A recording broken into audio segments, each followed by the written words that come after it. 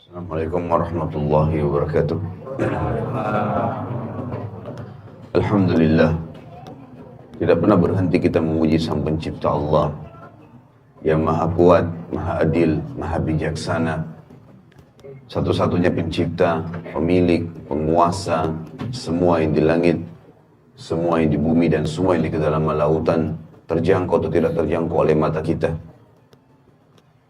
Zat yang tidak ada sekutu bersamanya dalam setiap kegiatannya, dan dengan kemahasempurnaannya telah menggantungkan segala kebutuhan kita untuk roda kehidupan di muka bumi ini dengan kalimat terima kasih atau syukur kepadanya.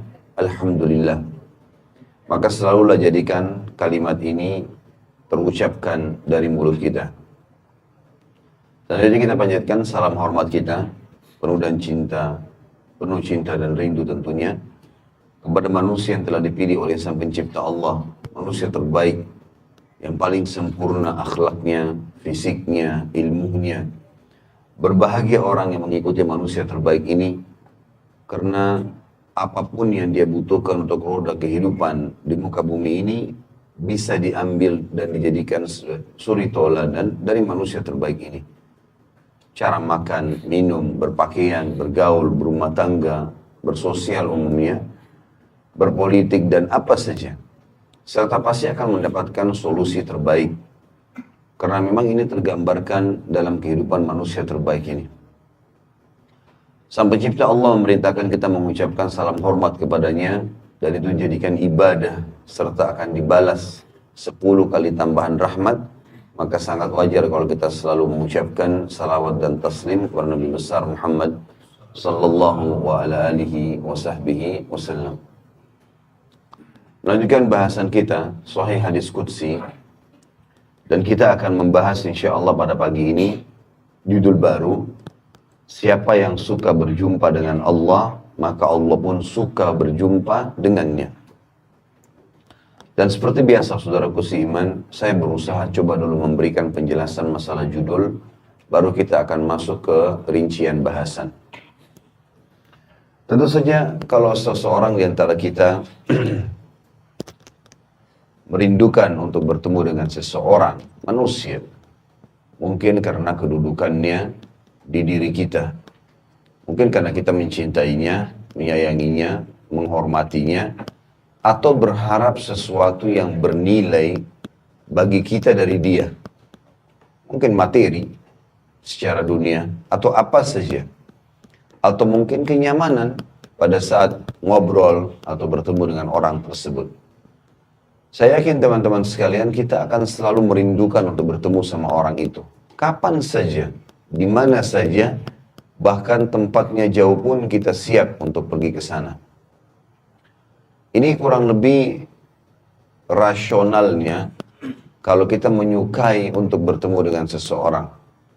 Maka bagaimana kalau seseorang itu rindu bertemu dengan Sang Pencipta Allah, Tuhannya, yang menciptakan dia, yang telah membuat atau menciptakan kedua matanya, hidungnya, bibirnya, lidahnya, giginya, rambutnya, kulitnya.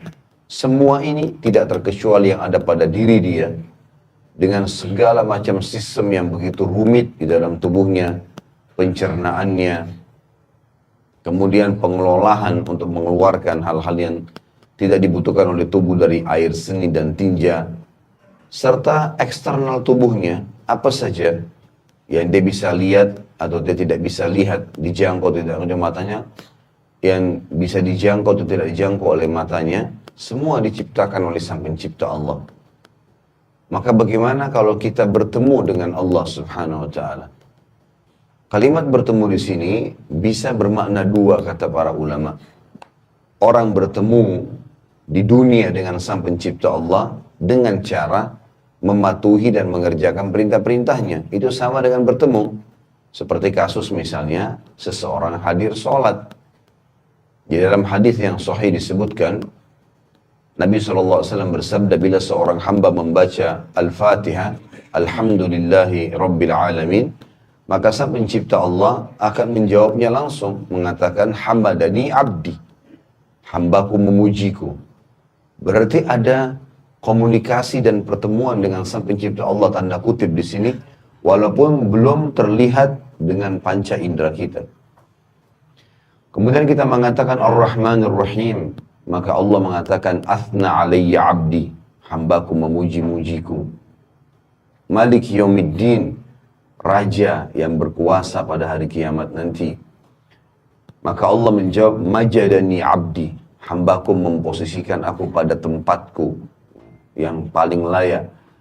Iyyaka na'budu wa iyyaka nasta'in, hanya kepadamu kami menyembah, tunduk, patuh, cinta, ini semua makna sembah.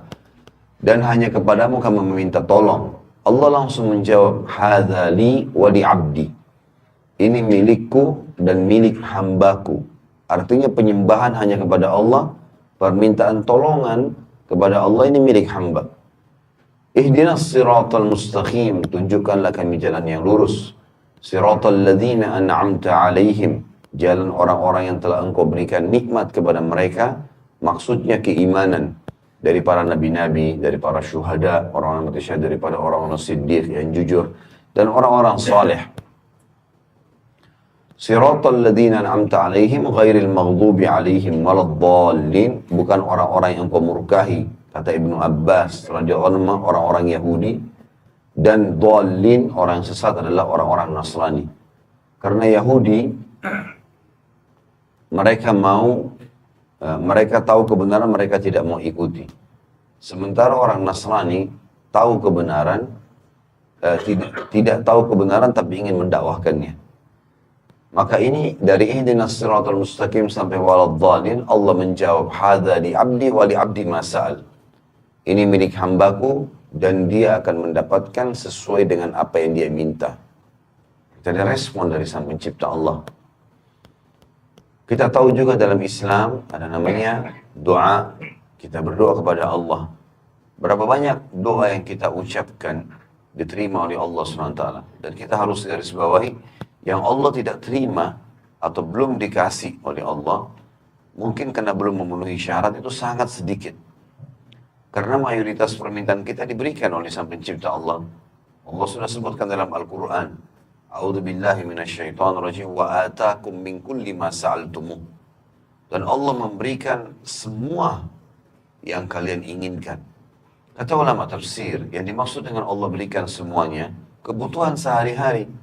Tiap hari kita butuh oksigen, dapat. Tiap hari kita butuh cahaya untuk mata, dapat. Tiap hari telinga kita menangkap suara, bisa kita bedain mana suara yang keras, mana suara yang lembut. Kita jadi tahu instruksi apa yang sedang disampaikan kepada kita oleh orang-orang, permintaan apa. Kemudian kita punya lisan yang bisa membedakan mana asam, mana manis, mana pedas dalam waktu yang seketika. Hidung kita bisa membedakan mana bau wangi, bau busuk dalam waktu yang seketika. Tangan kita bisa menjamah, membedain mana panas, mana dingin, mana kasar, mana lembut dalam waktu seketika. Kaki kita bisa melangkah kemana saja kita inginkan. Semua ini kebutuhan terpenuhi.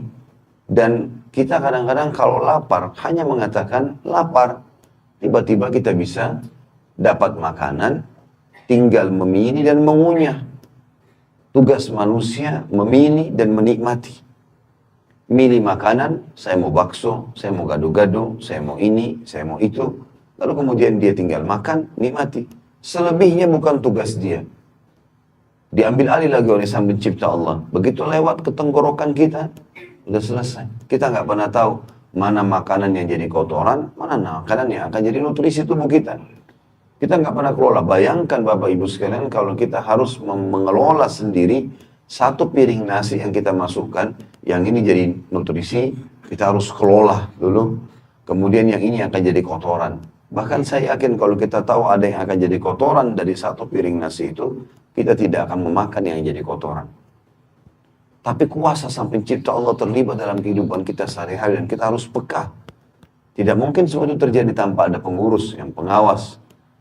Dan itu Allah Subhanahu wa taala sudah mengajarkan kepada kita dengan kalimat mulia, la ilaha illallah, la ma'budu bihaqqin illallah. Tidak ada Tuhan, pencipta, pemilik, pengawas, penguasa, pemusnah di langit dan di bumi kecuali Allah. Maka tentu seseorang peka dengan masalah-masalah seperti ini. Dia tahu dia sedang berhubungan dengan Sang Pencipta Allah. Mungkin yang Allah belum kasih pada saat dia minta mau menikah dengan seseorang, atau dia mau buka usaha A, atau dia mau bayar utang ini, mungkin Allah belum kasih di situ karena ada juga syarat yang belum terpenuhi. Misal dia minta yang haram kah?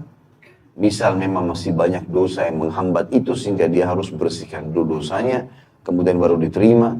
Ada poin-poin yang sudah diajarkan secara syariat berhubungan dengan masalah itu. Maka interaksi kita dengan Sang Pencipta Allah di dunia sudah ada, bukan tidak ada. Dan seluruh fenomena di sekitar kita ini luar biasa. Allah Subhanahu wa Ta'ala sudah memberikan gambaran kepada kita dengan banyak ayat-ayatnya. Coba kita tadabburi beberapa ayat teman-teman sekalian. Terlintas di benak saya sekarang surah An-Nahl, surah nomor 16. Kita baca An-Nahl, surah nomor 16 ayat 65 mulainya ya. Kita lihat bagaimana Sang Pencipta Allah memperkenalkan dirinya kepada kita dan menjelaskan kalau kita sebenarnya bisa berinteraksi dengan Allah setiap saat. Dimulai dengan ayat 65, A'udzubillahi minasyaitonirrajim. Wallahu anzala minas samaa'i ma'an fa ahya bihil arda ba'da mautiha.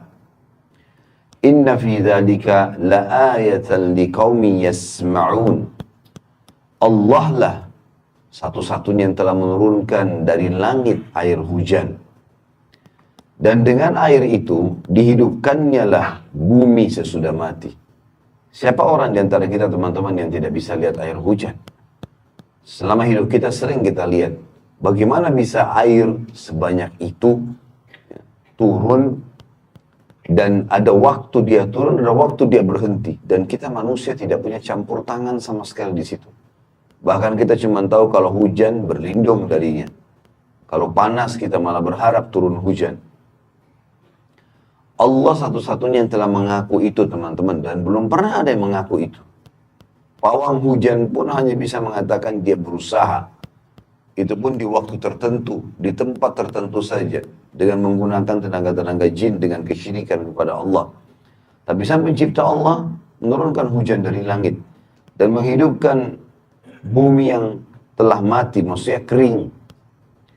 Sesungguhnya pada yang demikian itu, fenomena turunnya hujan, benar-benar terdapat tanda-tanda kebesaran Tuhan bagi orang-orang yang mau mendengarkan, mau belajar, mau berenungi masalah itu. Ayat 66-nya. Wa inna lakum fil an'ami la'ibrah nusqikum mimma fi butunihi min baini fadhin min baini farthin wa damin labanan khalisan sa'igan lisyaribin. Maaf, saya ulangi.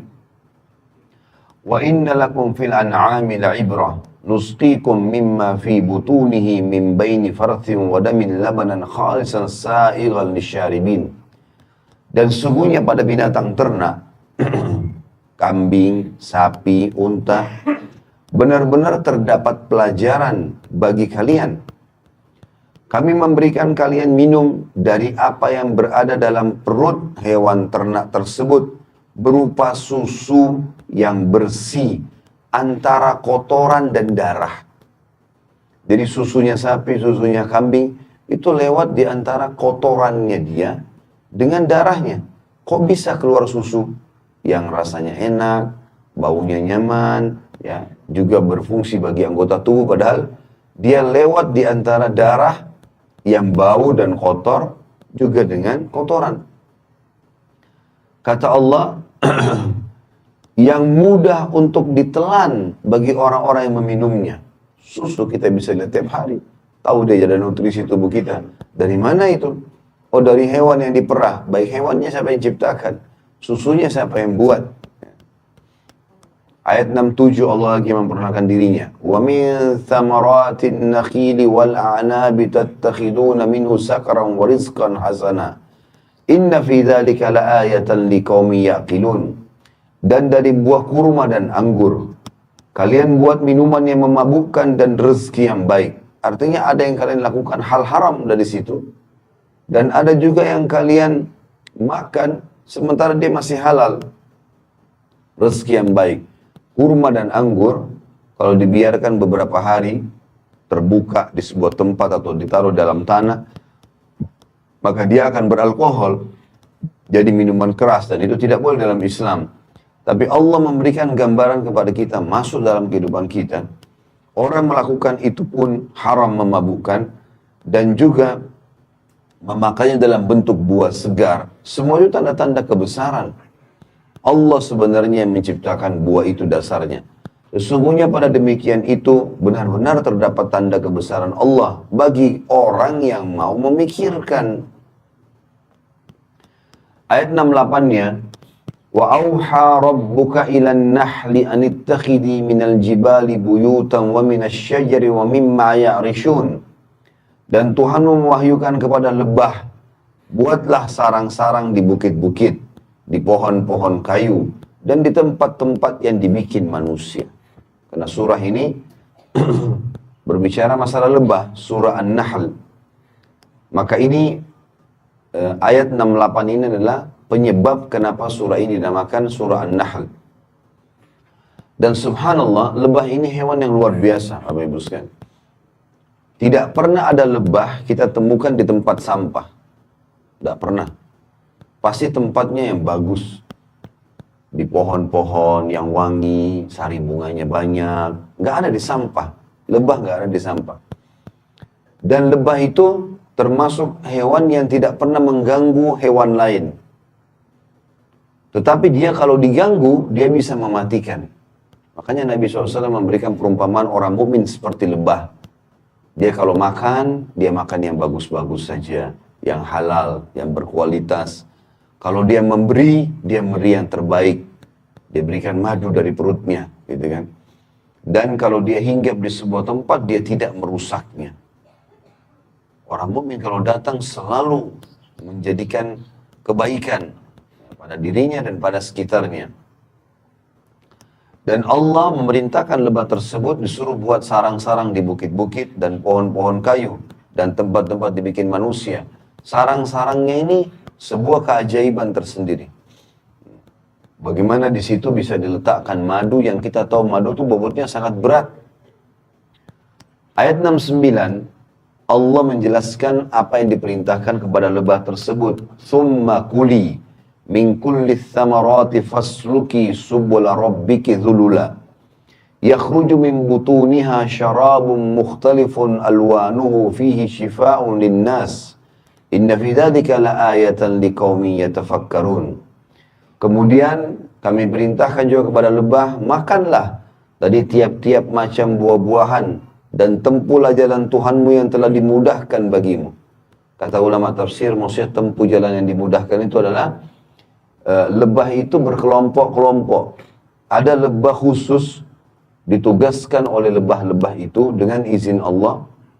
Dan saya pernah lihat sendiri cuplikannya. Bagaimana dia khusus untuk mencari lokasi-lokasi yang ada sari bunga yang baik. Dan setelah itu dia kembali ke sarangnya menyampaikan ke teman-temannya dan sangat detail. Saya cuplikannya sendiri. Ilmuwan-ilmuwan kita manusia dengan izin Allah tentunya coba menangkap lebah-lebah itu, mereka pelajari lalu dijepit lalu dikasih tanda cat di atas badannya.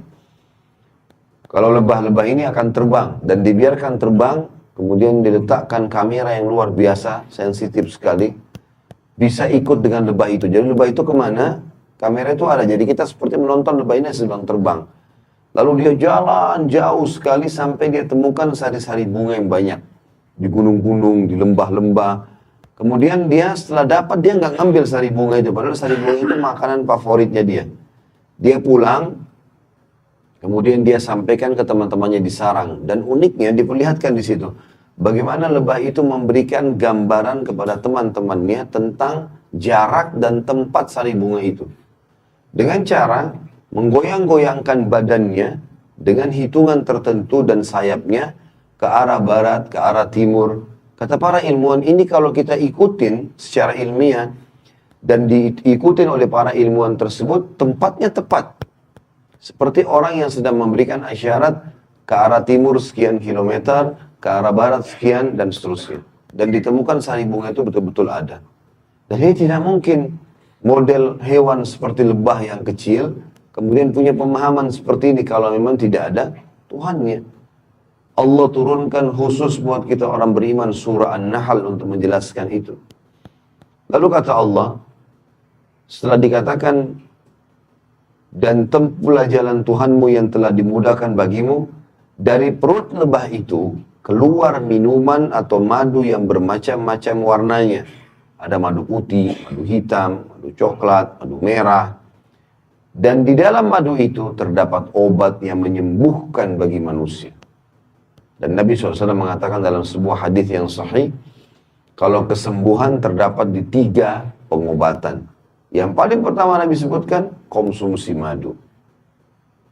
Dan ini saran saja teman-teman sekalian. Sehat atau sakit, jangan pernah tinggalkan madu minimal 1 sendok 1 hari. Cari madu yang asli, konsumsi. Baik itu dicampur ya, di air atau mungkin dikonsumsi secara langsung. Bahkan kalau saya pribadi menggunakan cara minum teh pun saya nggak pakai gula lagi, madu. Minum kopi pun pakai madu. Ya. Kalau apapun air putih dicampur dengan madu, itu sangat baik. Ya. Apalagi kalau madu asli yang memang kadar gulanya bisa dikatakan kecil sekali atau bahkan tidak ada, manisnya manis alami. Maka itu sangat bagus karena Allah bilang obat untuk manusia. Sebagian ulama bahkan mengatakan makna tafsir ayat ini adalah obat untuk semua penyakitnya. Kata Nabi SAW, kesembuhan ada di 3, dikonsumsi madu, dibekam, mengeluarkan darah dengan cara dikop darah kotor, dan itu tepatnya tanggal paling bagusnya tanggal 17, 19, dan 21 dari bulan Hijriah. Terlebih lagi kalau Bapak Ibu ikutin dengan puasa Ayyamul Bid, 13, 14, 15 dari bulan Hijriah, kemudian yang pahalanya sama dengan puasa setahun ya. Kata Nabi SAW, puasa 3 hari setiap bulan pahalanya sama dengan setahun. 2 hari setelahnya, tanggal 17-nya bekam. Atau tanggal 19 atau tanggal 21. Sebagaimana kata Nabi SAW, sebaik-baik waktu berbekam adalah 17, 19, dan 21. Lalu kemudian yang ketiga kai. Kai itu menggunakan besi panas. Lalu kata Nabi SAW, tapi aku tidak menyarankan umatku menggunakan kai. Atau jadikan riwayat yang lain, jadikanlah kai sebagai pengobatan terakhir. Dan kai artinya besi dipanaskan lalu dikagetkan di tempat yang sedang sakit. Biasanya mungkin ini orang stroke membutuhkan ini. Kalau di zaman Nabi SAW dulu pernah Sa'ad bin Mu'adz radhiyallahu anhu, sahabat Nabi yang mulia, yang pada saat beliau meninggal dunia, kata Nabi SAW, arsy-Nya Allah goncang, dan dekatnya dengan Sang Pencipta Allah. Itu sempat daerah wilayah dadahnya atau sekitar dadahnya kena panahnya orang Quraisy, dan beberapa urat-urat sarafnya putus. Maka ngeluarin darah terus non-stop. Ya, zaman dulu nggak ada kayak zaman sekarang. Sekarang ada dokter bedah segala macam bisa dijahit. Zaman dulu nggak bisa. Maka Nabi SAW pun memanaskan besi lalu menempelkan di lukanya Sa'ad ya, untuk memberhentikan darah tersebut. Tapi saksi bahasan kita adalah masalah madu. Ya. Sesungguhnya pada demikian itu benar-benar terdapat tanda-tanda kebesaran Tuhan bagi orang-orang yang mau memikirkan. Ayat 70. Wallahu khalaqakum thumma yatawaffakum wa minkum man yuraddu ila ardhalil umri likay la ya'lama ba'da ilmin syai'a. Inna Allaha alimun qadir. Allah menciptakan kalian semua. Kemudian dialah yang mewafatkan kalian. Enggak ada siapapun di antara kita teman-teman, mau sehat, mau sakit, mau muda, mau tua, mau pejabat, mau orang biasa, laki-laki, perempuan, anak kecil, orang tua, mati pada saatnya. Dan di antara kalian ada yang dikembalikan kepada umur yang paling lemah atau sudah pikun. Ada di antara kita dibiarkan sampai tua, agar dia atau supaya dia tidak mengetahui lagi sesuatu yang pernah diketahuinya, untuk membuktikan kelemahan manusia. Tadinya dia mungkin penghafal Al-Quran mungkin, atau hafalannya banyak, atau seorang yang ya, banyak aktivitasnya. Allah biarkan dia sampai umur 100 tahun, 120 tahun, pikun, lupa semuanya. Sesungguhnya Allah maha mengetahui lagi maha kuasa. Kemudian ayat 71, Wallahu faddala ba'dakum ala ba'din fil rizq فَمَا الَّذِينَ فُضِّلُوا بِرَادِّ رِزْقِهِمْ عَلَى مَا مَلَكَتْ أَيْمَانُهُمْ فَهُمْ فِيهِ سَوَاءٌ أَفَبِنِعْمَةِ اللَّهِ يَجْحَدُونَ. Dan Allah melebihkan sebagian kalian dari sebagian yang lain dari hal rezeki. Ada kaya, ada miskin, ada pas-pasan, ya. Tetapi orang-orang yang diberikan rezekinya, ada di antara mereka tidak mau memberikan rezeki mereka kepada budak-budak yang mereka miliki. Atau maksudnya di sini adalah orang-orang di sekitarnya. Agar mereka sama merasakan rezeki itu. Maka mengapa mereka mengingkari nikmat Allah? Mengapa setelah kaya dari miskin tadinya sekarang tidak mau membantu orang lain? Ayat 72.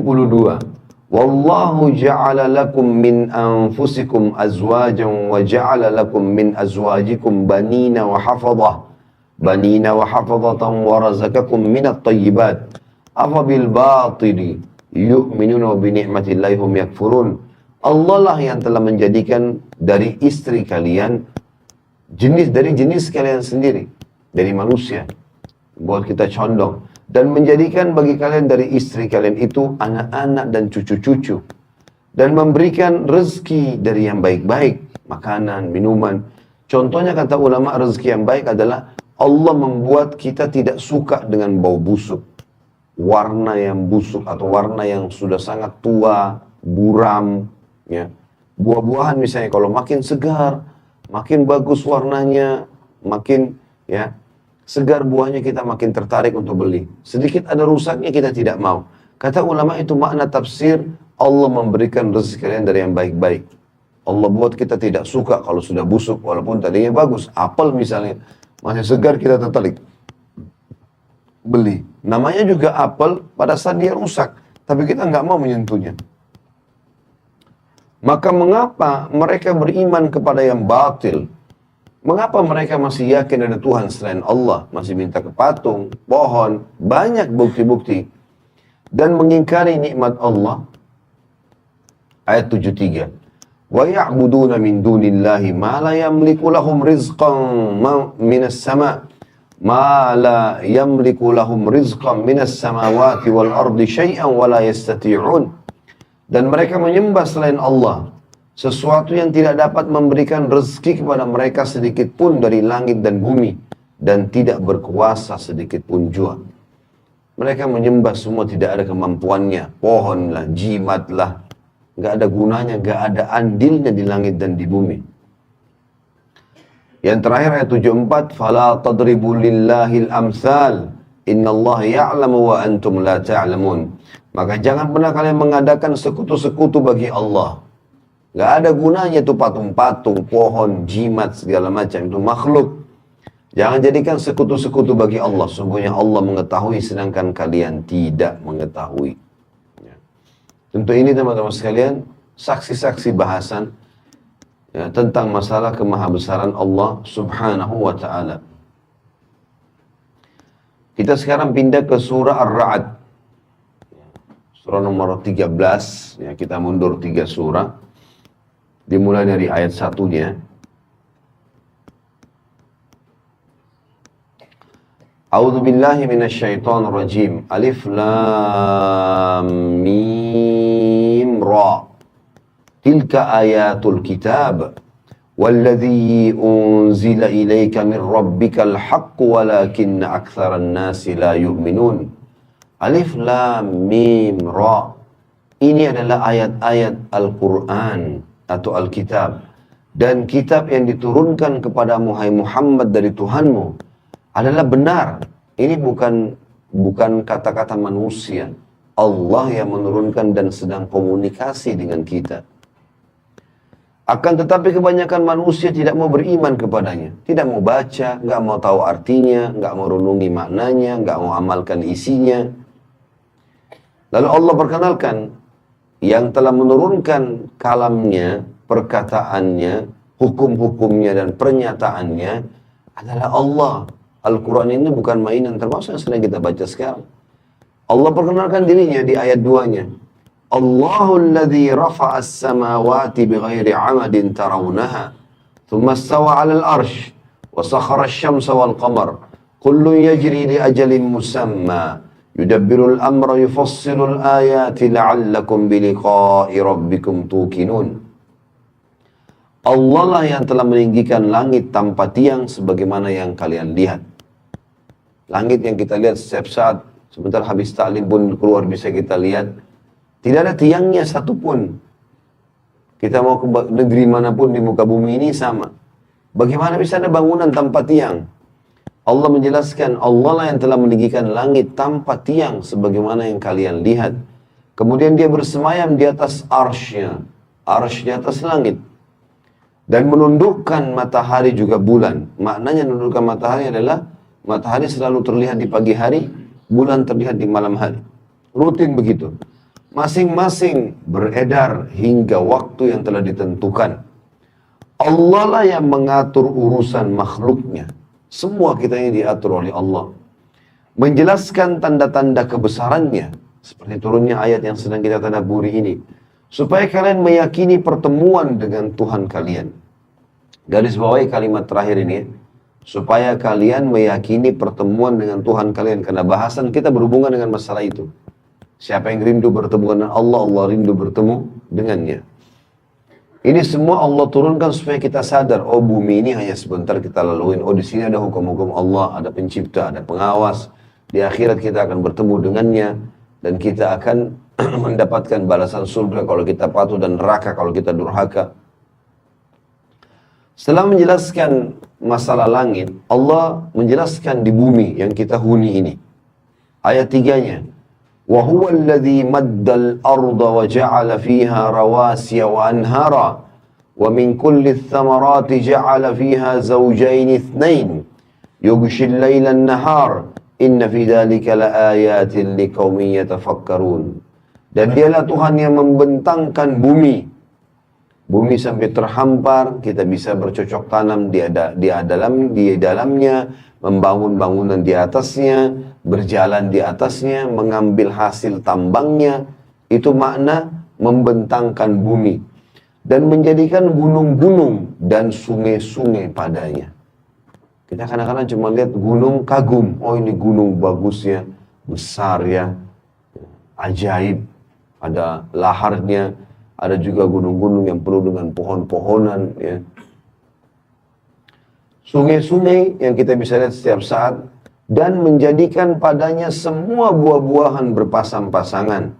Allah menutupkan malam kepada siang. Maksudnya buah berpasang-pasangan adalah, sebagian ulama tafsir bilang, ada yang manis dan ada yang kecut. Ya. Tidak semuanya sama rasanya. Ada yang besar, ada yang kecil. Ada yang warnanya gelap, ada yang warnanya terang. Ada yang panjang, ada yang pendek. Itu maknanya berpasang-pasangan. Agar menunjukkan kemahabesaran Allah ya. Allah menutup malam kepada siang yang tiap hari kita lihat. Bagaimana bisa siang hilang dan malam hilang? Seketika begitu saja. Sesungguhnya pada demikian itu terdapat tanda-tanda kebesaran Allah bagi kaum yang mau memikirkan. Ayat 4-nya, jadi ingat sini Allah ingatkan yang mau memikirkan artinya orang yang mau belajar. وَفِي الْأَرْضِ قِطَعٌ مُتَجَاوِرَاتٌ وَجَنَّاتٌ مِّنْ أَعْنَابٍ وَزَرْعٌ وَنَخِيلٌ صِنْوَانٌ وَغَيْرُ صِنْوَانٍ يُسْقَى بِمَاءٍ وَاحِدٍ وَنُفَضِّلُ بَعْضَهَا عَلَى بَعْضٍ فِي الْأُكُلِ إِنَّ فِي ذَلِكَ لَآيَاتٍ لِقَوْمٍ يَعْقِلُونَ. Dan di bumi itu terdapat bagian-bagian yang berdampingan dan kebun-kebun anggur. Maksudnya berdampingan, ada daratan, ada lautan. Bersebelahan. Ada lereng, ada lembah, ada gunung. Tempat yang rendah, tempat yang tinggi. Seperti itulah. Dan kebun-kebun anggur. Tanaman-tanaman dan pohon kurma yang bercabang dan tidak bercabang. Disirami dengan air yang sama. Kami melebihkan sebagian tanaman itu atas sebagian yang lain tentang rasanya. Sama-sama airnya, sama-sama tanahnya, di lokasi kebun yang sama, tapi hasilnya tidak sama, beda. Allah menunjukkan kalau itu memang sengaja Allah lakukan untuk menjadi pelajaran buat kita.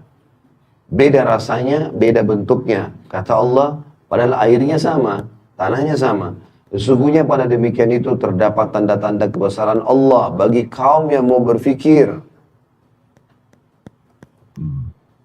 ayat 5-nya. Wa in ta'jab fa'ajabun qawluhum a'idha kunna turaban a'inna lafi khalqin jadid. Ulaika alladhina kafaru birabbihim wa ulaika al-aghlalu fi a'nakihim wa ulaika ashabun nari hum fiha khalidun. Jika ada sesuatu yang kalian herankan, maka yang patut mengherankan adalah ucapan mereka, maksudnya orang-orang kafir Quraisy ya. Apabila kami telah menjadi tanah, apakah kami sesungguhnya akan dikembalikan menjadi makhluk yang baru? Orang-orang itu yang kafir kepada Tuhannya, dan orang-orang itulah yang dilekatkan belenggu nanti di lehernya di akhirat, dan mereka itu penghuni neraka, mereka akan kekal di dalamnya. Saksi bahasan kita tadi adalah bagaimana Allah Subhanahu wa taala memperkenalkan dirinya yang luar biasa di sini ya. Baik, kita masuk teman-teman sekalian, itu tadi semua rincian dari judul kita, dan saya katakan di muka bumi ini sudah jelas-jelas ada pertemuan dengan Allah Subhanahu wa taala, interaksi dengannya. Baik itu dengan doa, dengan sholat kita, dengan doa kita ya.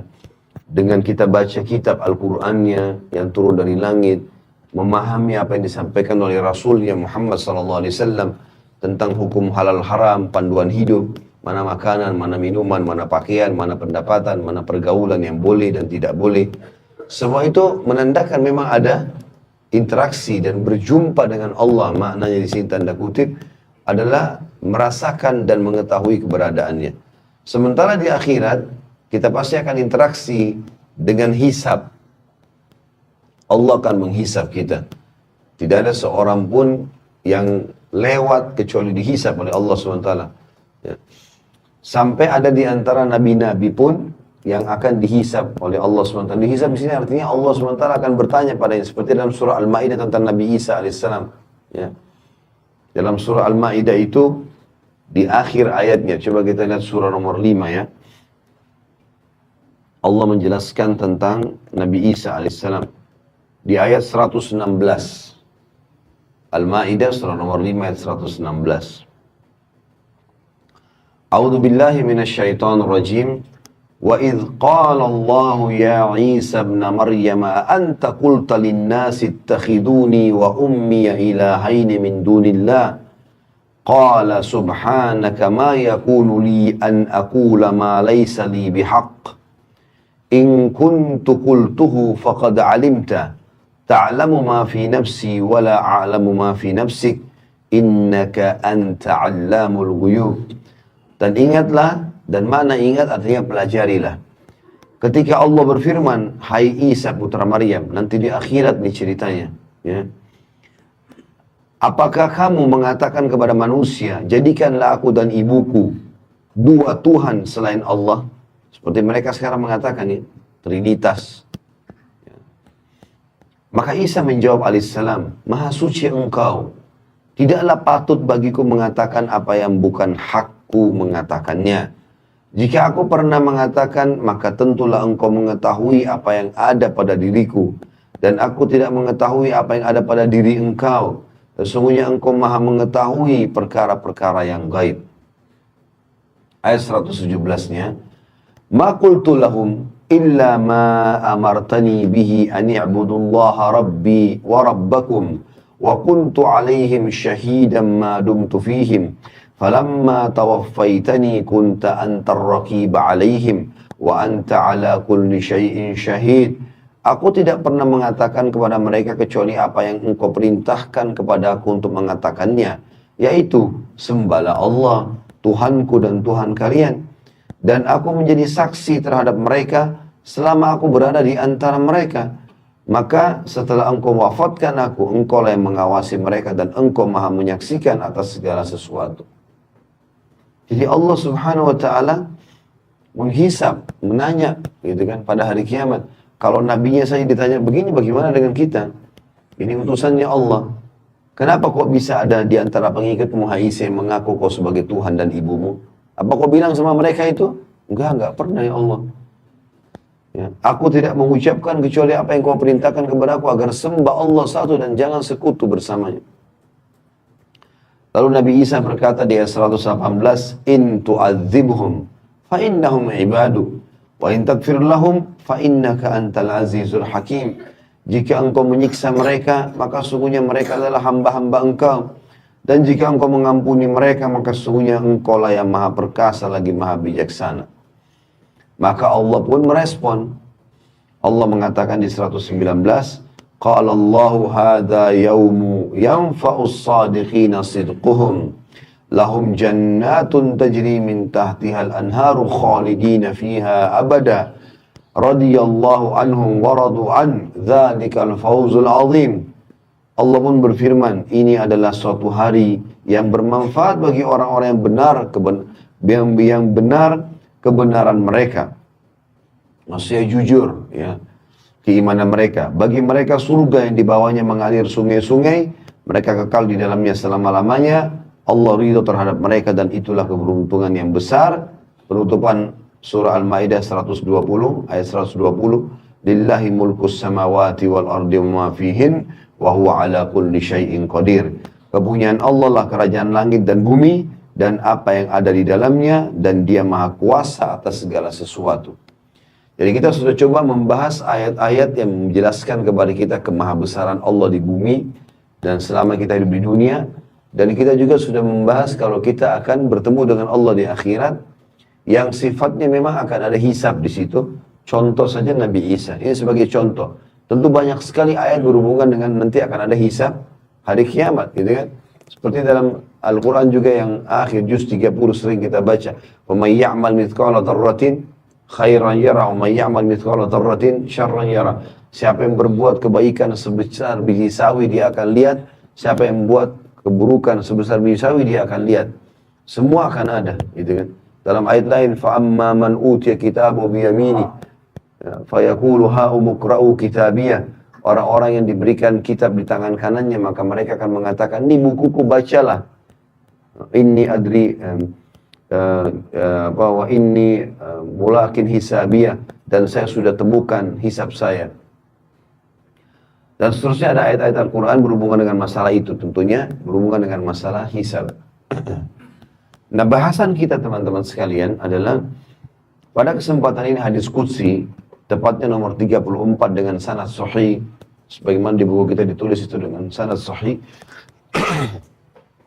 Bagaimana seorang hamba seperti kita ini faham ada Tuhannya Allah, dan dia tahu, harus dia yakin dia akan mati dan dia akan bertemu dengan Tuhannya.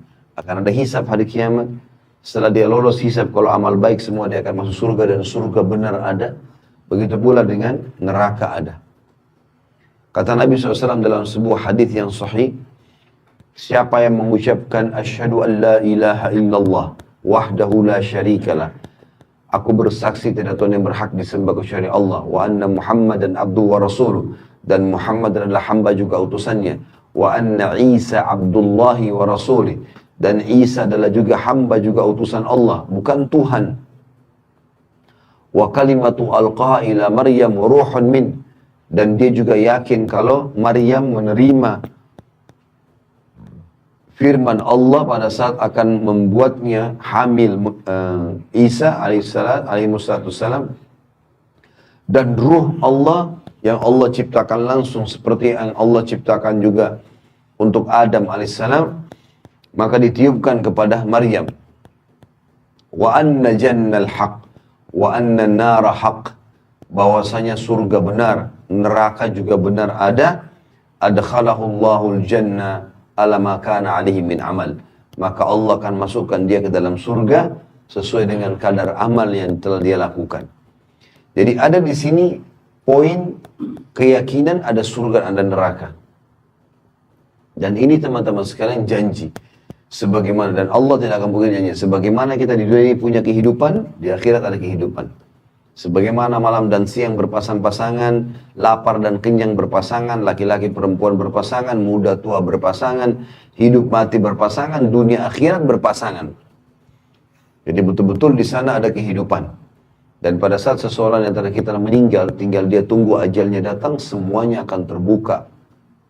Hijab antara dia dengan amal-amalnya akan terbuka. Dia jadi tahu, oh ternyata ini loh histori hidup saya. Dari saya lahir sampai saya mati. Ini loh amal-amal yang saya kerjakan. Semua dipaparkan oleh Sang Pencipta Allah Subhanahu wa Ta'ala. Di antaranya hadis ini menjelaskan masalah itu. Saya bacakan. Dari Abu Hurairah radhiyallahu anhu, Rasulullah sallallahu alaihi wasallam bersabda, Allah Subhanahu wa Ta'ala berfirman, "Idza ahabba 'abdi liqa'i, ahbabtu liqa'ah, wa idza kariha liqa'i, karihtu liqa'ah."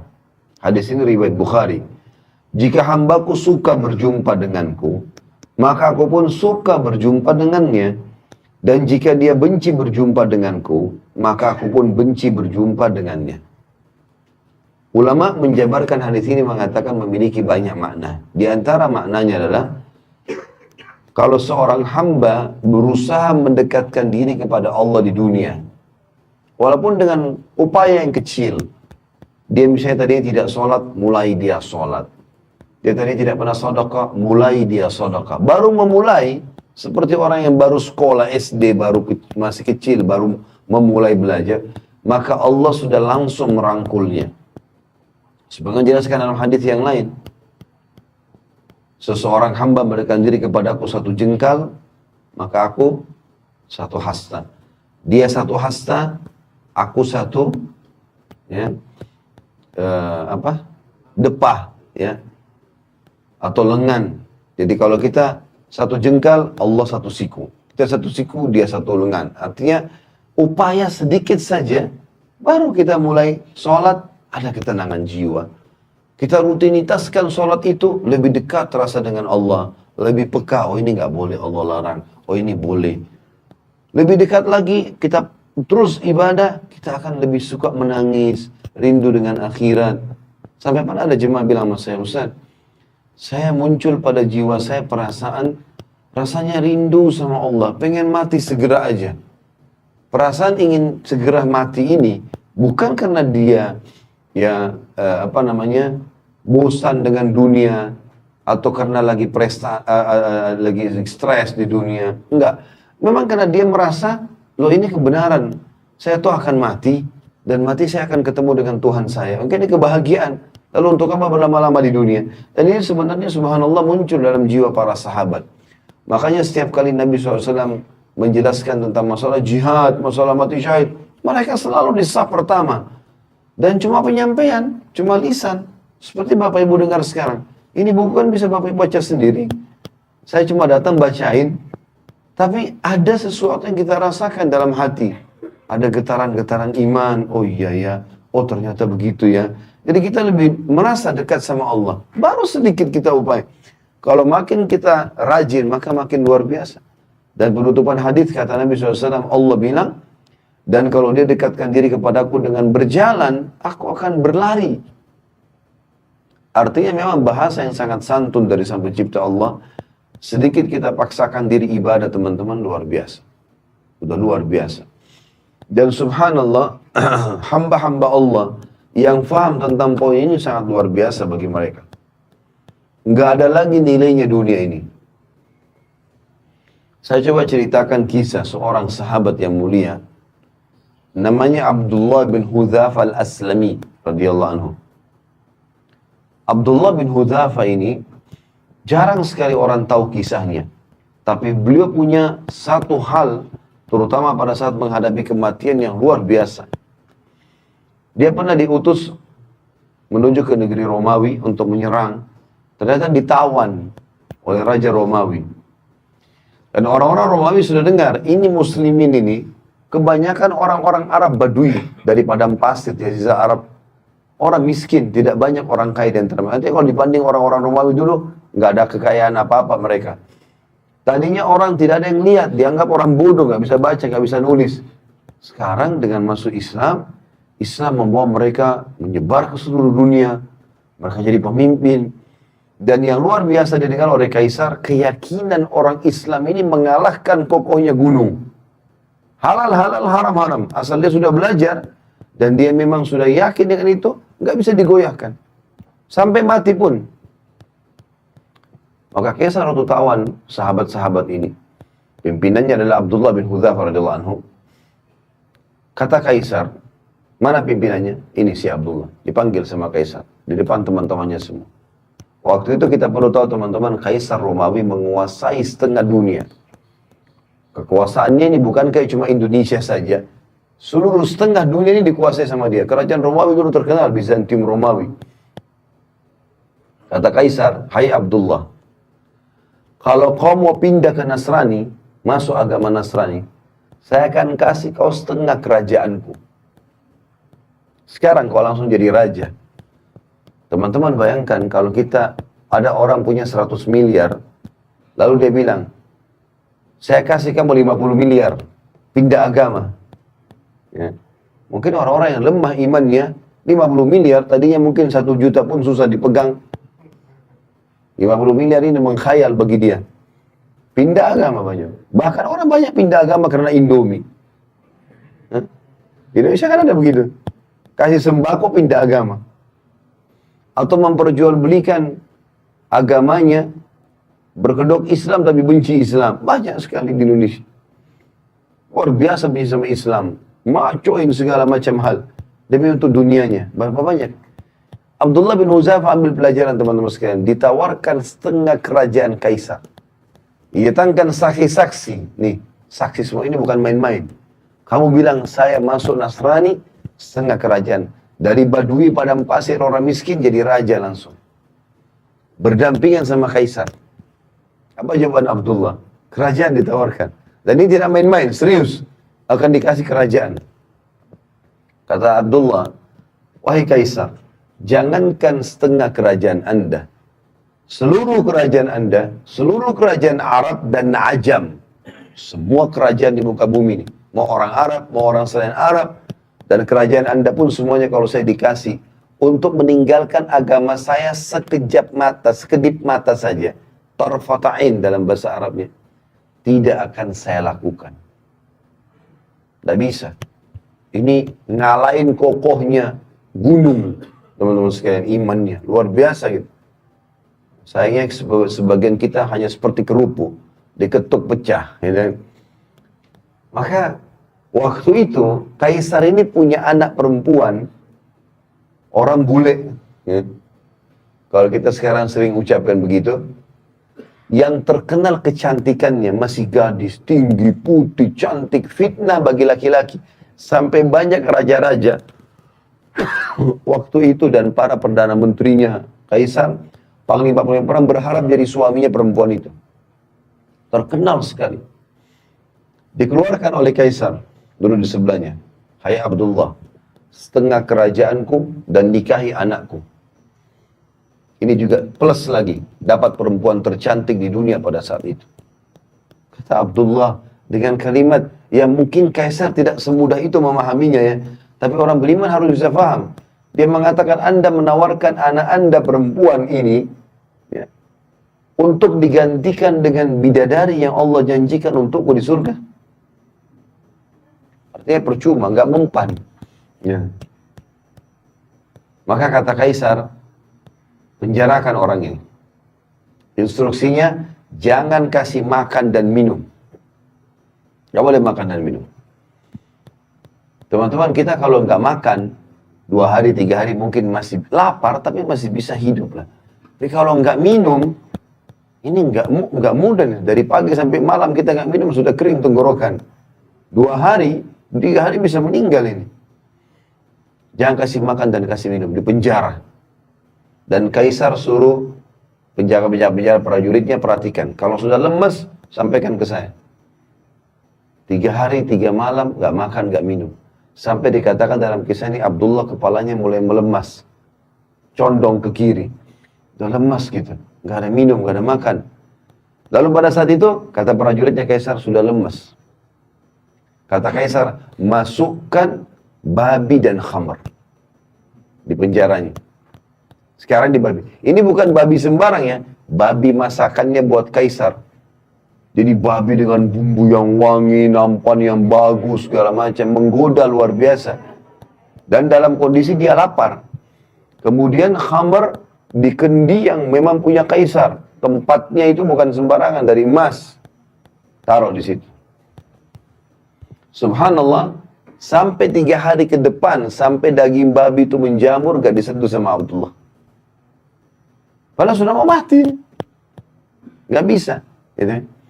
Kata prajuritnya, gak disentuh Kaisar. Sampai berjamur tuh babi. Panggil dia, panggil. 6 hari sekarang gak makan, gak minum. Ini luar biasa ini.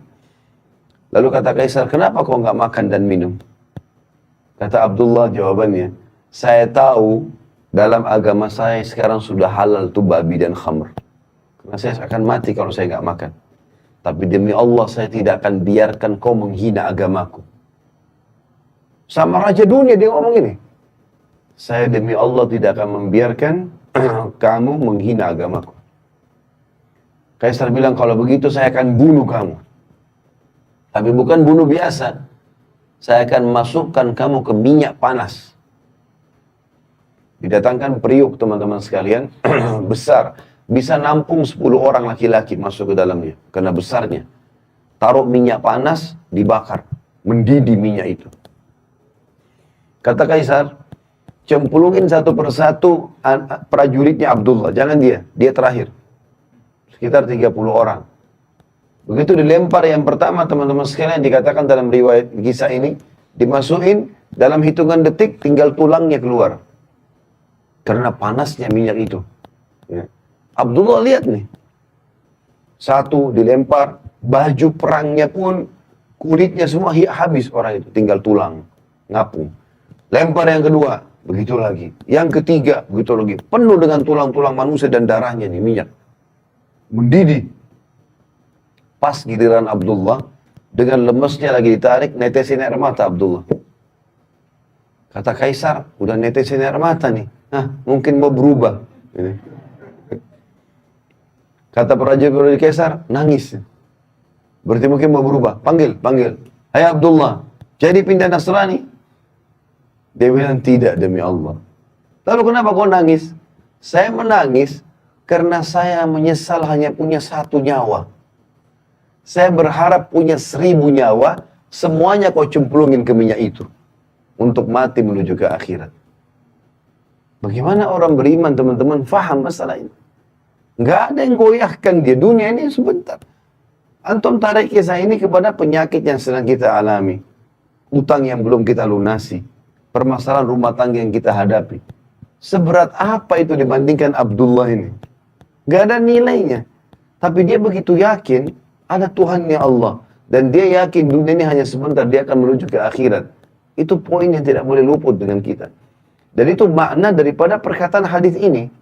Yang Allah bilang, siapa yang rindu bertemu denganku, aku rindu bertemu dengannya. Artinya siapa yang selalu tahu targetnya akhirat, dia akan menuju ke sana. Dan siapa yang benci bertemu denganku, dunia aja terus. Nggak ada urusan sama akhirat ini. Selalu pelanggaran, tidak ada kepatuhan, nggak ada taubat menyesal dari dosa. Maka aku pun benci bertemu dengannya. Semakna juga dengan hadis ini adalah hadis yang lain yang pernah saya sampaikan teman-teman sekalian, hadis sahih. Yang Nabi SAW mengatakan siapa yang rindu bertemu dengan Allah, Allah rindu bertemu dengannya. Siapa yang benci bertemu dengan Allah, Allah benci bertemu dengannya. Maka para sahabat sedih dengar hadis ini.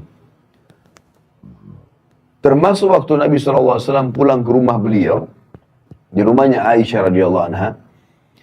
Maka Nabi SAW menemukan Aisyah lagi menangis. Kata Nabi SAW, kenapa kau nangis hai Aisyah? Ya Rasulullah, hadis anda ini luar biasa. Apakah kalau kami takut mati, berarti kami benci bertemu dengan Allah? Ya Alhamdulillah.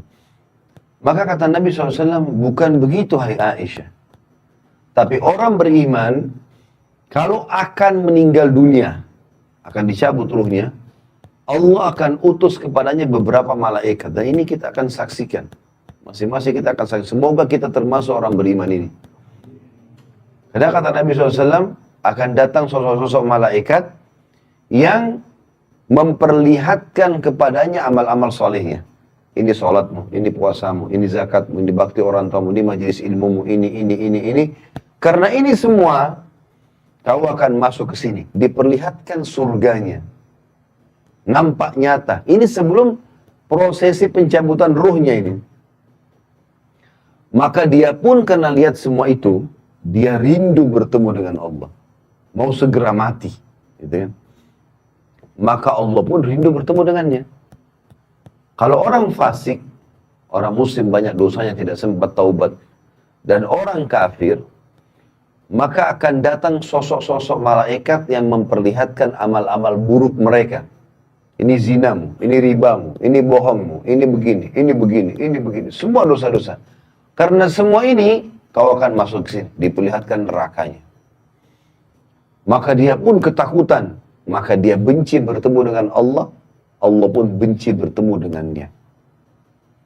Jadi teman-teman, poin-poin ini harus difahami. Karena memang kita ini sebenarnya Bani Adam, anak Adam ini ahli surga. Karena Allah ciptakan Adam alaihissalam ayah kita di surga. Allah menurunkan Adam alaihissalam untuk menjadi pemimpin di muka bumi, menjalankan hukum-hukum Allah. Nanti kembali ke sana, jangan mampir di sini. Ya. Ibaratnya kita kalau lagi sama-sama semua ini naik bus atau naik kereta api, cuma mampir sebentar di tempat istirahat. Makan, minum, sholat, habis itu pulang. Gitu loh. Jangan jadikan ini sebagai target utama. Keliru target utama. Boleh kita nikmati, tapi bukan target. Kita ada di sana. Kita ini anak-anak akhirat. Makanya Ali bin Abi Thalib berkata radhiyallahu anhu, dunia punya anak-anak. Ada orang-orang yang mau sampai di sini saja. Gak mau ikut pulang gitu loh. Dan akhirat punya anak-anak. Maka jadikan diri kalian adalah anak-anak akhirat. Dunia cuma dilalui. Sampai Nabi SAW mengingatkan kepada kita, perumpamaan aku dengan dunia ini seperti musafir yang sedang penat. Nabi gunakan istilah musafir. Lagi capek, Bapak Ibu lagi bawa mobil, kita lagi safar ke Jawa Timur, misalnya dari Jakarta, capek. Masuk ke rest area, gitu kan. Masuk ke tempat istirahat sebentar. Perumpamaan aku dengan dunia seperti seorang musafir yang lagi penat, lalu dia mendapatkan sebuah pohon untuk bernaung di bawahnya. Setelah penatnya hilang, dia pun pergi. Orang sudah begitu. Orang beriman rindu dengan matinya, rindu dengan bertemu dengan Tuhannya. Dan apa yang Bapak Ibu lakukan kayak dulu di majelis ini begini, sholat, sedekah ini, wallahi demi Allah Bapak Ibu sekalian kita akan terima. Faman ya'mal mithqala dzarratin khairan yarah, wa may ya'mal mithqala dzarratin syarran yarah. Ini firman Allah, nggak mungkin salah. Siapa yang buat seperti biji sawi dari kebaikan, dia akan lihat. Siapa yang buat biji sawi dari keburukan, dia akan lihat. Nggak ada yang luput. Kalau ada Bapak Ibu yang terzalimi oleh orang di sini, nggak usah khawatir, kita ikhtiar. Nggak dapat, wallahi di akhirat kita dapat. Nggak ada ceritanya itu, nggak ada yang luput. Di mahkamah Allah, nggak ada ceritanya main-main. Sampai dalam sebuah hadis yang lain, kata Nabi SAW, Allah berfirman, demi keperkasaanku dan keagunganku, tidak akan boleh penghuni surga masuk ke dalam surga, selama masih ada penghuni neraka yang punya hak dari dia. Dan tidak akan pernah penghuni neraka masuk ke neraka, selama penghuni surga masih punya hak dari dia. Misal contoh, kita beriman kepada Allah, sholat segala macam, tapi kita pernah zalimi orang kafir. Kita kan tidak boleh zalimi orang. Apalagi kalau kafir zimmi misalnya. Orang kafir di bawah naungan pemerintah Islam. Kita nggak boleh teman-teman sekalian, ini tetangga Nasrani, matiin aja lampunya. Tutup aja jalannya, kempesin mobilnya. Haram nggak boleh dalam Islam. Nggak boleh kita ganggu. Apalagi kalau sampai membunuhnya. Kata Nabi SAW, man qatala mu'ahadan lam yari raihatal jannah. Wa inna riha la tujadu min masirati arba'ina khalifah. Hadis Bukhari. Siapa yang coba-coba membunuh mu'ahad. Mu'ahad itu orang kafir di bawah naungan pemerintah Islam. Atau ada perdamaian damai dengan umat Islam. Gitu kan? Maka dia tidak akan mencium bau surga. Dan baunya tercium dari jarak 40 tahun. Bau aja enggak, apalagi masuk ke dalamnya. Ini muslim loh. Enggak boleh sembarangan kita buat kekacauan ini. Gitu. Enggak boleh kita ganggu mereka. Maka kita harus hati-hati teman-teman sekalian.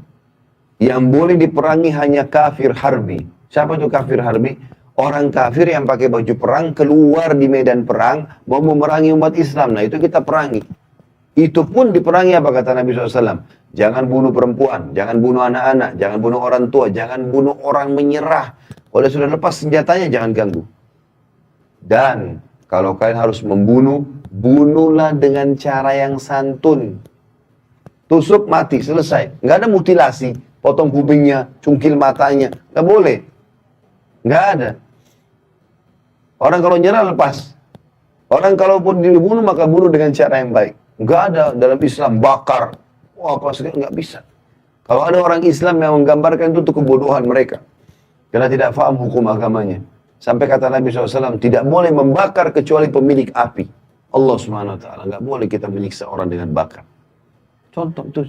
Jadi Islam datang dengan luar biasa di sini, ya. Nggak boleh sembarangan.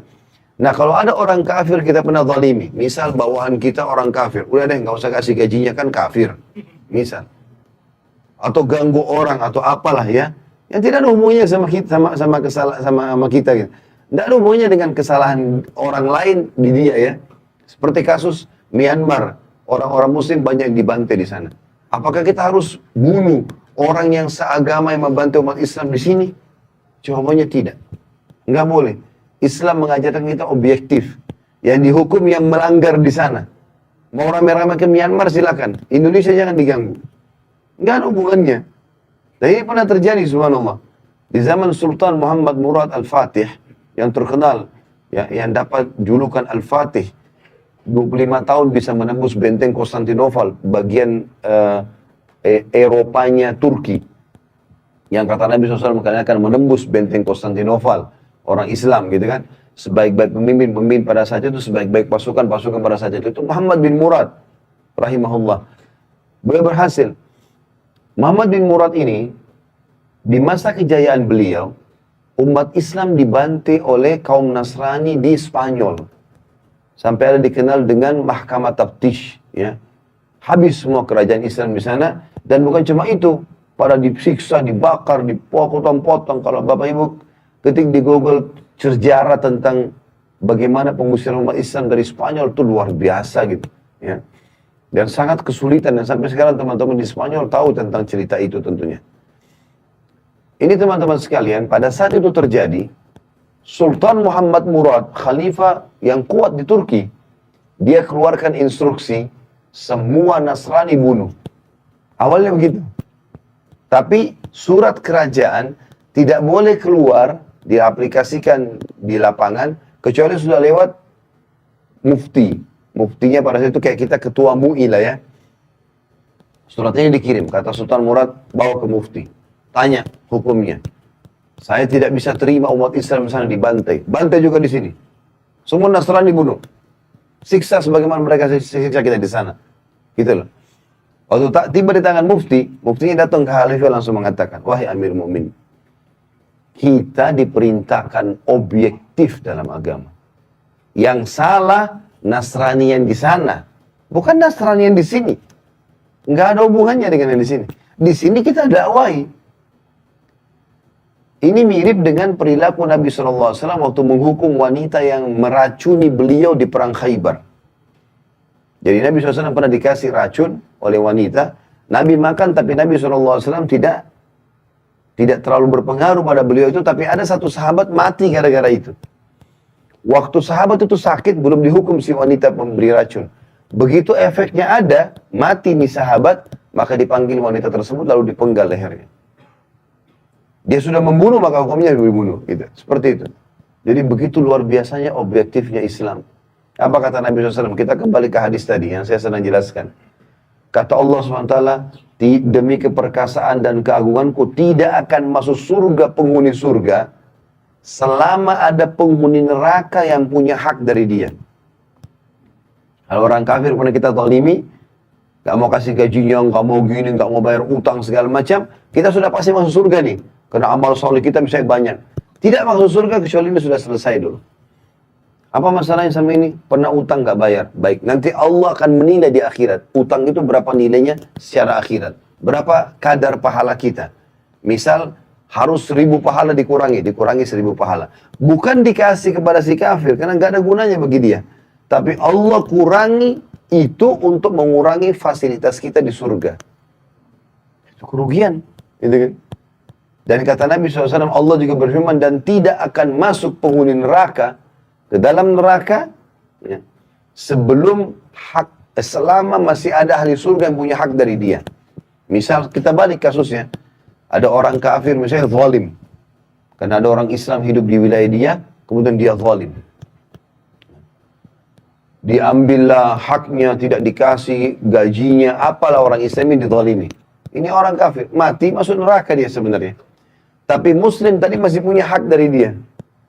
Kata Nabi SAW, Allah bilang tidak akan masuk penghuni neraka. Neraka selama masih ada penghuni surga punya hak dari dia. Ditangkan si kafir, apa kezalimannya? Misal dia zalim pernah tidak kasih gaji. Berapa kadarnya? Setelah akhirat. Itu Allah lebih tahu hitung-hitungannya. 1000 misalnya. Maka ditambah 1000 pahala kepada si Muslim. Untuk meninggikan derajatnya di surga. Si kafir nggak ada gunanya untuk diambil dari dia.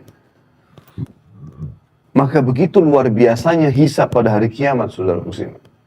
Dan ini semua sekali lagi fakta yang akan kita lalui. Sebagaimana Bapak Ibu jalan tadi ke sini, sebagaimana kita dari bayi sampai sekarang kita lalui fenomena kehidupan ini, begitu juga di akhirat. Ada semua. Dan kehidupan abadi bagi seseorang muslim pada saat dia sampai di akhirat nanti. Kita masuk teman-teman sekalian ke bab yang setelahnya dan kita tutup dengan ini. Kalau ada pertanyaan silakan ditulis di kertas. Tanda cinta Allah kepada hamba. Hadis yang pertama dalam bab kita ini, hadis nomor 35 dan ini sanadnya sahih, diriwayatkan oleh Imam Bukhari dari Abu Hurairah radhiyallahu anhu. Nabi SAW bersabda, "Idza ahabballahu 'abdan nada Jibril, inna Allah yuhibbu fulanan fa'ahibbahu fayuhibbuhu Jibril fayunadi Jibril fi ahli as-sama' inna Allah yuhibbu fulana fa'ahibbuhu fayuhibbuhu ahli as-sama' thumma yudha'u lahul qabulu fi ahli al-ard." Jika Allah mencintai seorang hamba, maka dia memanggil Jibril. Allah memanggil Jibril.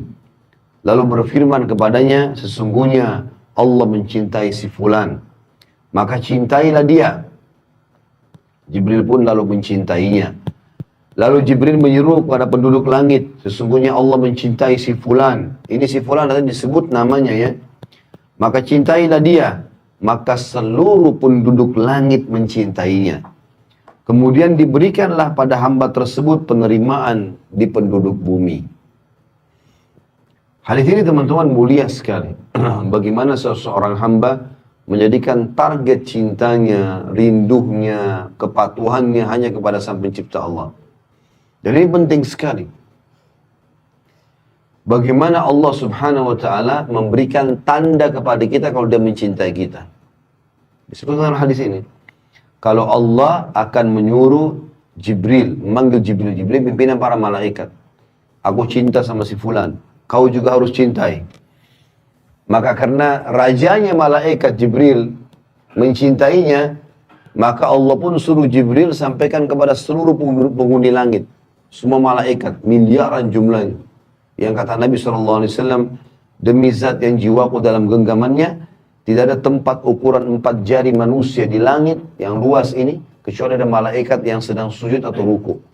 Penuh dengan malaikat. Kata Nabi SAW, di langit ketujuh ada namanya Baitil Ma'mur, yang Allah sebutkan dalam surah At-Tur. Wal Baitil Ma'mur, tempat tawafnya para malaikat.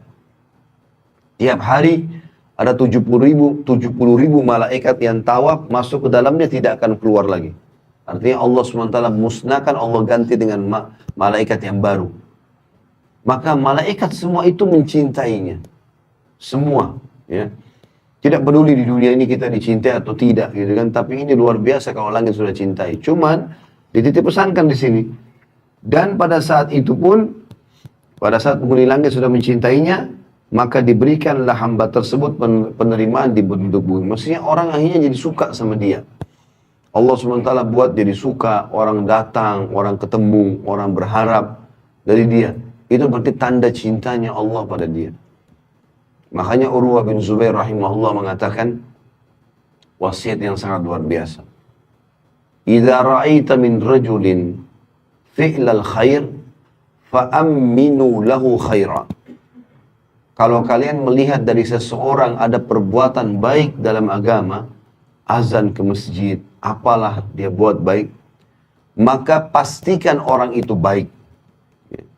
Wa in kana fi nadharin nasi su'. Walaupun ada sebagian manusia menganggapnya buruk. Karena memang dalam hal ini dikatakan Allah akan buat penerimaan di muka bumi, bukan berarti semua orang menerima dia ya. Artinya orang yang beriman kepada Allah memang akan menerima dia. Karena memang Nabi Muhammad SAW sendiri manusia terbaik.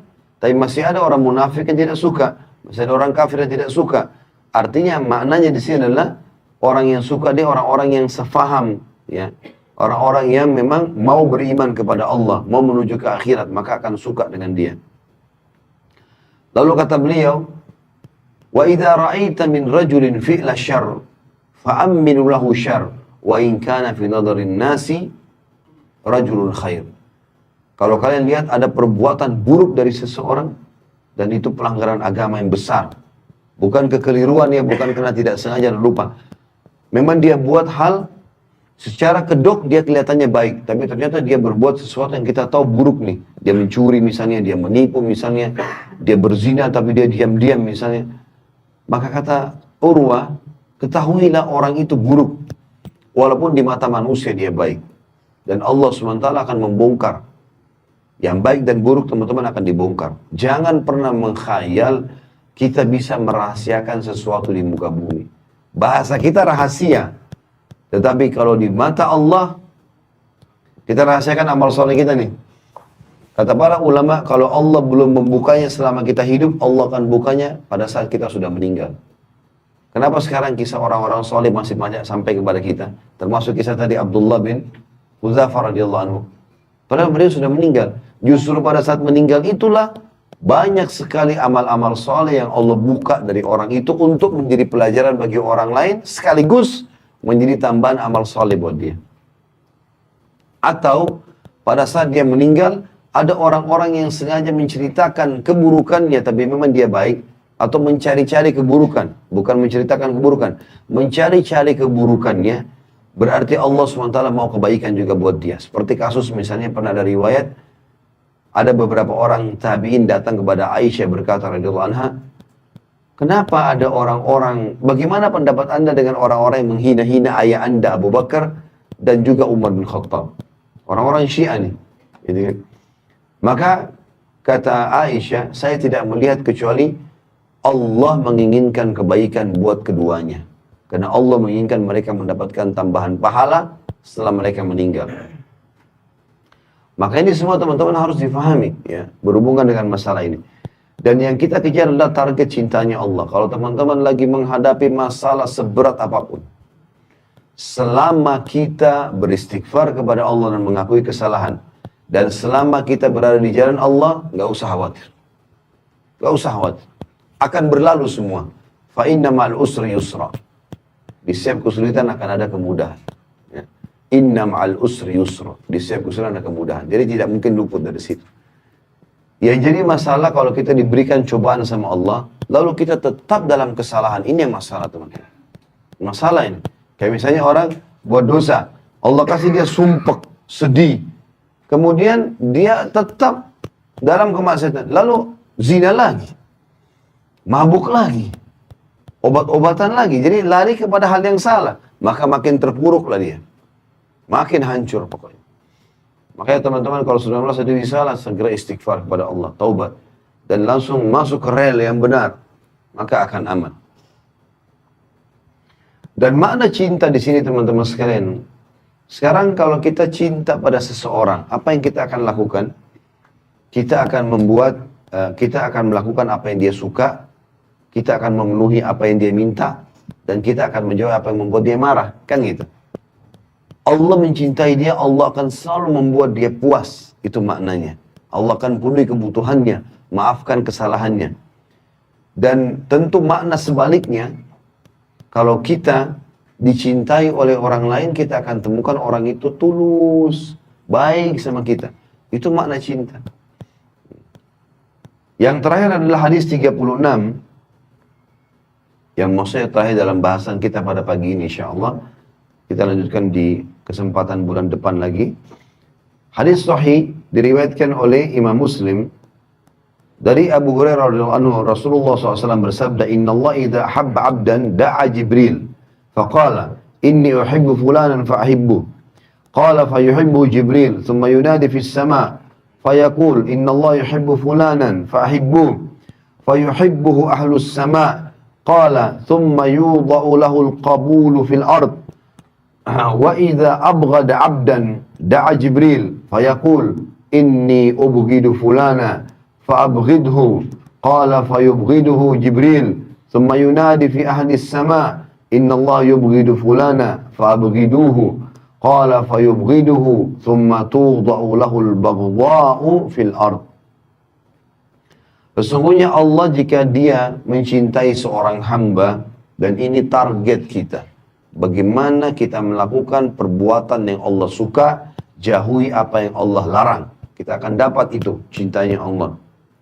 Maka Allah akan memanggil Jibril, D-nya diganti besar karena kata ganti Allah.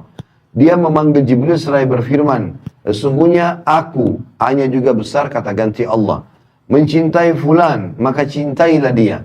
Perintah langsung Allah kepada Jibril, pimpinan malaikat, mencintai kita secara pribadi. Disebutkan namanya.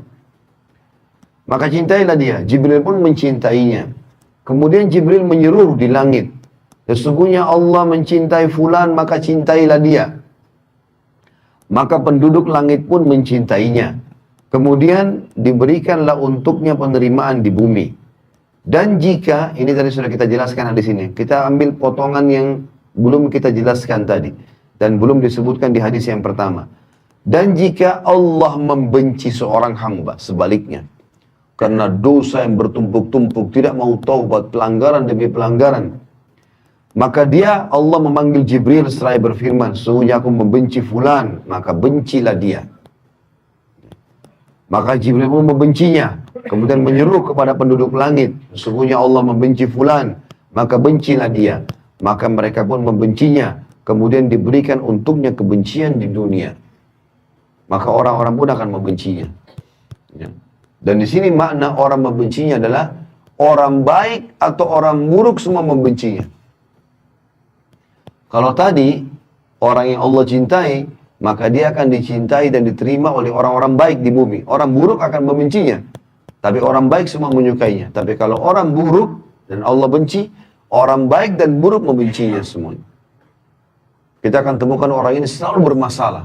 Baik orang baik atau orang buruk. Ada saja masalahnya. Rusak rumah tangganya, anaknya jadi masalah, apa sajalah. Tempat kerjanya jadi kacau. Apalagi kalau memang dasarnya sudah buat dosa sama Allah, kemudian diulangi lagi dosa itu. Bukannya malah taubat, tapi dia mengulangi kesalahan demi kesalahan. Maka ini tentu teman-teman sekalian akan mendatangkan hal-hal yang berat bagi dia. Allahu a'lam. Tentu saya semoga Allah SWT menjadikan kita hamba-hamba yang dicintai olehnya, dan juga dijadikan orang yang selalu istiqamah dalam kebaikan-kebaikan sampai kita meninggal insya Allah, dan semoga semua dosa kita diganti menjadi pahala dengan kemahamurahannya. Baik, begitu saja, mudah-mudahan bermanfaat. Subhanakallahumma bihamdika asyhadu an la ilaha illa anta astaghfiruka wa atubu ilaik. Wassalamualaikum warahmatullahi wabarakatuh.